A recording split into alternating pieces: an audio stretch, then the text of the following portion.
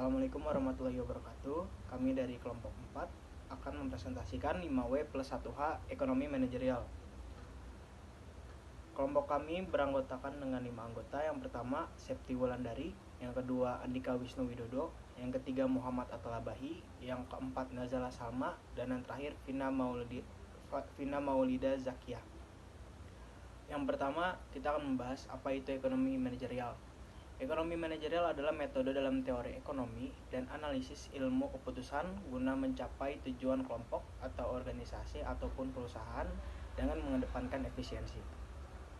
Ekonomi manajerial telah didefinisikan oleh beberapa ahli. Yang pertama adalah Dominic Salvatore pada tahun 1996. Ekonomi manajerial merupakan wawasan yang menunjukkan adanya teori ekonomi dan analisis pengambilan keputusan untuk menganalisis apakah bisnis dapat mencapai tujuan secara efektif dan efisien.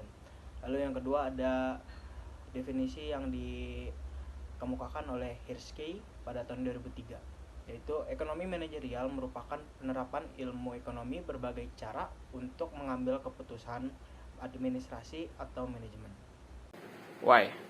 Mengapa ekonomi manajerial atau manajemen manajerial penting untuk diimplementasikan ke dalam organisasi?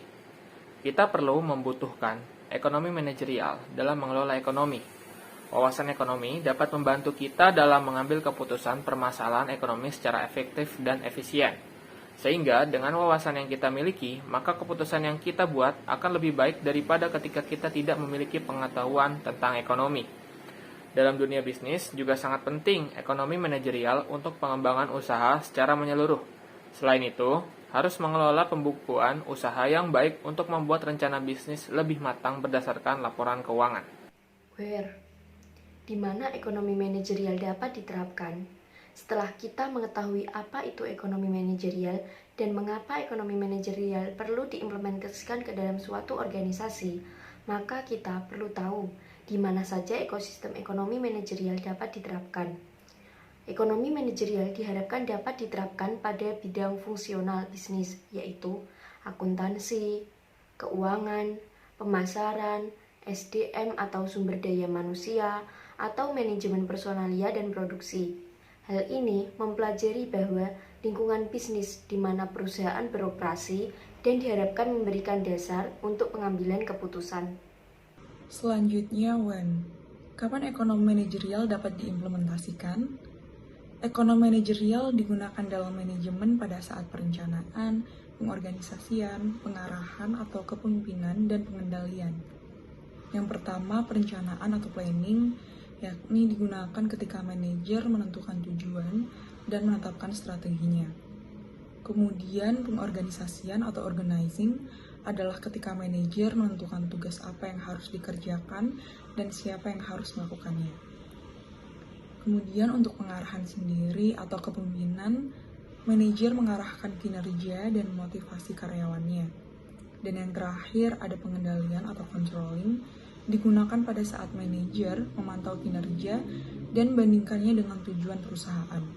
Dan apabila tidak sesuai, maka manajer bertugas untuk mengoreksi penyimpangan yang signifikan. Siapakah yang menjadi pelaku dalam ekonomi manajerial? Pelaku dalam ekonomi manajerial biasanya para eksekutif perusahaan, di mana berupa teori dan metode ekonomi yang diperlukan untuk membuat keputusan bisnis.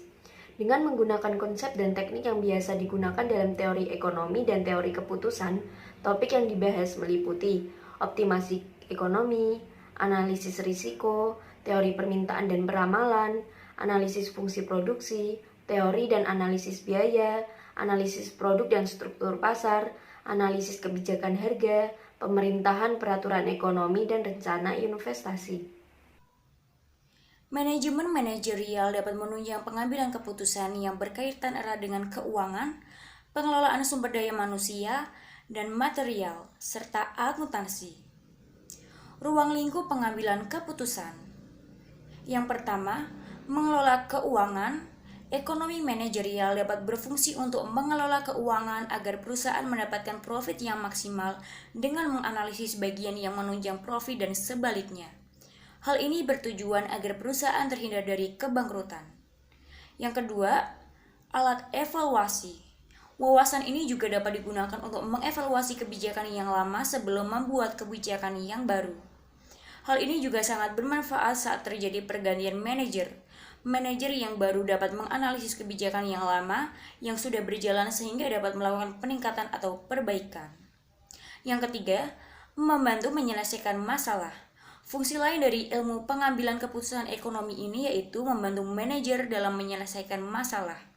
Kondisi ekonomi dan pasar yang senantiasa berubah menuntut manajer melakukan penyesuaian kebijakan agar perusahaan tetap berkembang dan mendapatkan keuntungan. Yang keempat, menganalisis lingkungan industri. Ilmu ini juga sangat bermanfaat sebagai analisis lingkungan industri, lingkungan perusahaan, dan kondisi ekonomi.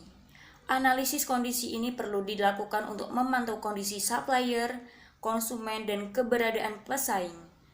Hasil analisis selanjutnya dapat digunakan untuk menunjang keputusan yang diambil guna meningkatkan profit perusahaan. Sekian dari kelompok 4, kurang lebihnya mohon maaf. Wassalamualaikum warahmatullahi wabarakatuh.